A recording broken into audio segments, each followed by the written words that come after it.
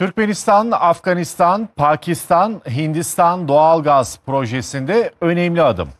Projenin stratejik halkasını oluşturan Serhat-Abad-Herat doğalgaz boru hattının yeni etabının inşası törenle başlatıldı. Afganistan'ın Herat vilayetinde düzenlenen törene Türkmen halkının milli lideri Türkmenistan Halk Maslahatı Başkanı Gurbanguly Berdimuhamedov da katıldı.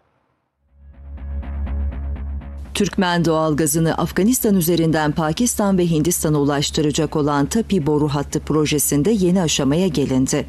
Afganistan'ın Herat vilayetinde TAPI projesinin Arkadan Aydınlık Yol olarak adlandırılan Serhat-Abad-Herat doğalgaz boru hattının yeni etabının inşası başladı. Törene Türkmen halkının milli lideri ve Halk Konseyi Başkanı Gurbanguly Berdimuhamedov'la Afganistan Başbakan Yardımcısı Abdülgani Baradar da katıldı. Türkmen lider törende yaptığı konuşmada dev projenin hem Türkmen hem Afgan halkına yeni istihdam olanakları ve ekonomik kalkınma fırsatları sunacağını belirtti.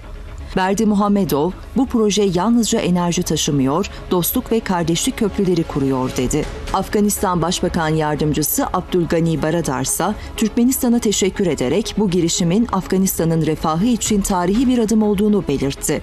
Arkadan Aydınlık Yol olarak adlandırılan Serhat-Abad-Herat doğalgaz boru hattının yeni etabı TAPI projesinin kilit ayağını oluşturuyor. Projenin 214 kilometre uzunluğundaki Türkmenistan bölümü başarıyla tamamlandı. Yeni aşamayla birlikte hat Herat'a kadar 153 kilometre daha uzatılacak. Afgan vatandaşlarının da inşaat sürecine dahil olacağı projeden Afganistan yıllık 1 milyar doların üzerinde gelir elde edecek.